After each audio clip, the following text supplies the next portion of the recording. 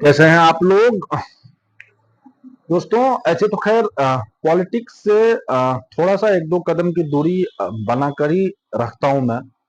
But आप लोगों के कई सारे कमेंट देख के ऐसा लगा कि पॉलिटिक्स से भले हम चाहे कितने दूर रहने की कोशिश कर लें, बट हम पॉलिटिक्स से अछूते नहीं रह सकते हैं। तो अगर हम किसी एक स्टेट के रहने वाले हैं और अगर बात चुनाव की हो रही है, क्योंकि ये लोकसभा चुनाव हर महीने या हर साल तो होता नहीं है, 5 साल के बाद ही लोकसभा का चुनाव होता है। तो खास करके बिहार के होने के नाते एक बिहार के राजनीति के बारे में थोड़ी सी चर्चाएं करना मेरा दायित्व बन जाता है। ये थी हमारी पॉलिटिक्स से जुड़ी हुई थोड़ी सी बात है।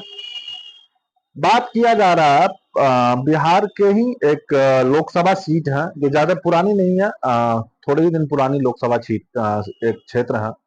नाम है इनका कराकट विधानसभा, सॉरी कराकट लोकसभा क्षेत्र।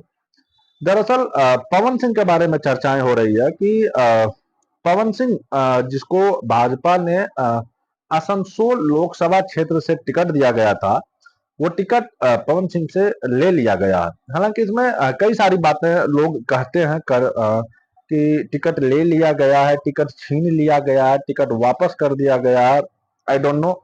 और इन बातों में मैं पढ़ना भी नहीं चाहता। ये खैर आपकी अपनी मानसिकता, आप अपने हिसाब से जो सोचना है सोच लो।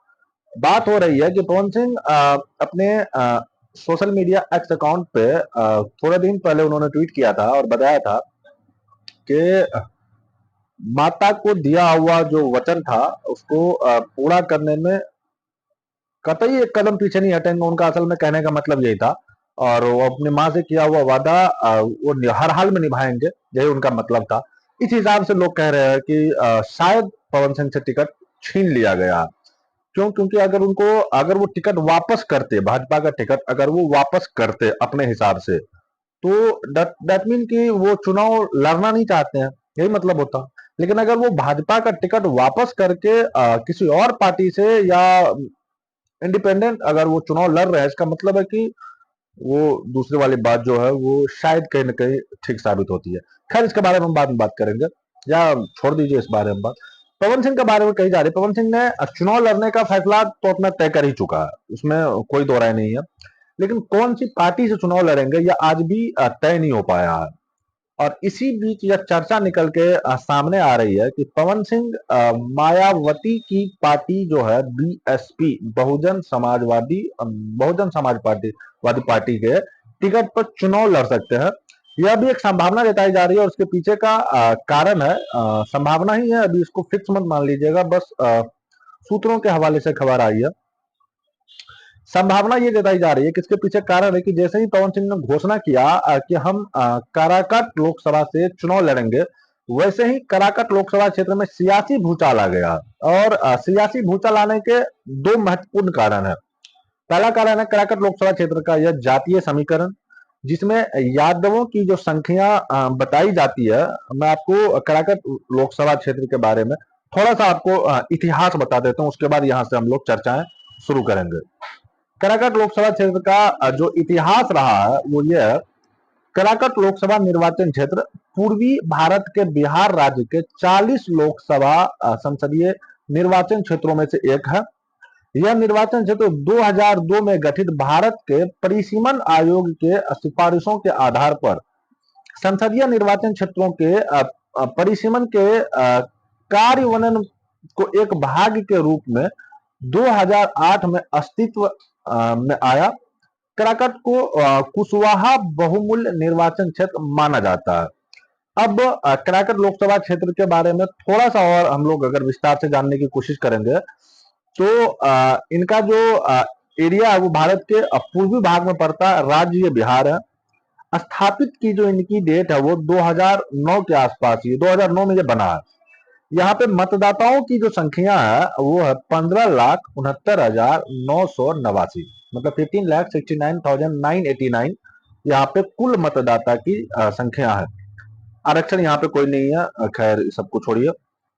उसके बाद इसके बारे में हम बात करते हैं। ये 17वीं लोकसभा सीट है। महाबली सिंह अभी यहाँ के सांसद हैं।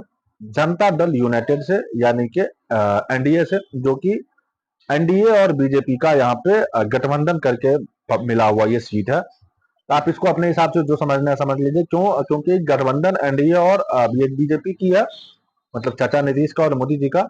बट यहाँ पे सीट जो मिलने की बारी है वो है इसका क्या नाम है, एनडीए वालों का, मतलब के जेडीयू वालों का, नीतीश चाचा का ये सीट है।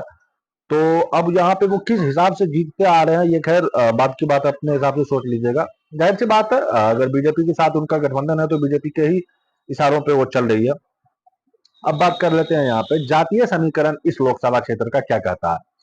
यादव की जो यहाँ पे टोटल वोटिंग की जनसंख्या है वो है 3 लाख के आसपास। उसके बाद आपको कोयरी और कुर्मी की जो जनसंख्या मतदाता की है वो है 2.5 लाख के आसपास। मुस्लिम की वोट की जहां तक इस लोकसभा क्षेत्र में बात की जाती है वो है लगभग 1.5 लाख के आसपास। बाकी जिस समाज से पवन सिंह जी आते हैं, यानी कि राजपूत समाज से, उस समाज की यहाँ पे वोटिंग की बात किया जाए तो वो तकरीबन 2.5 लाख के आसपास है। ये है आपको कराकट लोकसभा क्षेत्र की मतदाताओं की सूची। अब बात कर लेते हैं इससे आगे।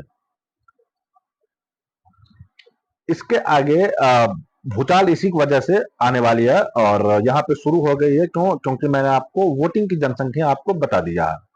अब बात करते हैं, अगर आप ब्राह्मण और भूमिहार दोनों को एक साथ अगर मर्ज कर दिया जाए तो यह भी तकरीबन 1 लाख से ज्यादा की संख्या में है। तो पहला यह समीकरण, और दूसरा यह कि कराकट लोकसभा में हमेशा से भाजपा का दबदबा रहा है, मतलब भाजपा ने जिसे भी उतारा वो चुनाव जीत गया। पहली बार महाबली कुशवाहा को टिकट दिया गया, भाजपा कहने का मतलब एनडीए, इसको समझ लीजिएगा आप। उस समय नीतीश कुमार की पार्टी और भाजपा दोनों के साथ अलायंस था। तो महाबली कुशवाहा चुनाव जीत गए। उपेंद्र कुशवाहा को टिकट दिया गया, उपेंद्र कुशवाहा जीत गए, फिर से महाबली कुशवाहा जीत गए। यानी तीनों बार भाजपा एनडीए का ही जो कोई न कोई कैंडिडेट जीतता रहा। और राजाराम कुशवाहा जो इस बार लड़ाई में है उपेंद्र कुशवाहा के खिलाफ, ये कभी लड़ाई में थे ही नहीं। मतलब कि 2009 में भी ये लड़ाई में नहीं थे, 14 में भी नहीं थे, 19 में भी नहीं था लड़ाई में। सबसे बड़ा कारण यह है कि पवन सिंह का घोषणा करने के बाद यह हो गया कि जो कराकट लोकसभा क्षेत्र की लड़ाई है वो पवन सिंह वर्सेज उपेंद्र कुशवाहा हो गई है। यानी कि पवन सिंह वर्सेज उपेंद्र कुशवाहा। तो यहाँ पे दो तरह की बातें निकल के सामने आ रही है। पहली है कि राजद ये चाहती है कि क्यों ना राजा राम कुशवाहा का टिकट काट के अपने ही कैंडिडेट को लड़ा दिया जाए। क्योंकि जो ये कांति सिंह जो पहले चुनाव लड़े थे राजद के टिकट पे, इन्होंने बड़ी कड़ी टक्कर दी थी उपेंद्र कुशवाहा को। तो राजद का यहाँ पे वोट बैंक है, लेकिन कम्युनिस्ट पार्टी सीपीआई का वोट बैंक कराकट लोकसभा क्षेत्र में है ही नहीं। यही सच है। अब दो तरह की खबर निकल के सामने आ रही है। पहली ये कि पवन सिंह को बहुजन समाजवादी पार्टी का साथ मिल जाए, दूसरा ये कि क्यों ना राजाराम कुशवाहा का टिकट काट के राजद ही अपने किसी प्रत्याशी को चुनाव लड़ा दे। अब थोड़ा सा इस बात को समझिएगा, यहाँ पे यादवों की संख्या तकरीबन 3 लाख प्लस है। ऐसा तो नहीं कि पवन सिंह ने यादवों का कुछ ऐसा बिगाड़ दिया, यादव पवन सिंह का वोट नहीं करेंगे, ऐसा तो खैर कतई नहीं है। बात करते हैं, पवन सिंह को भरपूर वोट कर सकते हैं अगर इस बार इस चुनाव में उनके फिल्मी करियर के जो साथी हैं खेसारी लाल यादव समर्थन में आ जाए तो फिर पवन सिंह को यादवों का भरपूर समर्थन मिल जाएगा, ये गारंटी है। लेकिन मेरी समझ यह कहती है कि खेसारी लाल यादव पवन सिंह के समर्थन में खेसारी लाल यादव गलती से भी पवन सिंह का सपोर्ट नहीं करेंगे, ये मेरी समझ कहती है। बाकी हमारी यही समझ है, बाकी सपोर्ट कर दे तो अलग बात है। लेकिन अगर खेसारी लाल यादव समर्थन नहीं करते हैं तो यादवों का कुछ वोट तो पवन सिंह को मिल ही जाएगा। मान लीजिए कुर्मी और कोयरी का कोई भी वोट पवन सिंह को नहीं मिलता है, मुस्लिमों का भी अगर मान लीजिए पवन सिंह को वोट कोई भी नहीं मिलता है, लेकिन राजपूत का वोट पवन सिंह को मिलना तय है। वह समुदाय का थोड़ा सा वोट पवन सिंह को मिल ही जाएगा। ब्राह्मण और भूमिहारों का वोट मिलना पवन सिंह को यहाँ से तय है।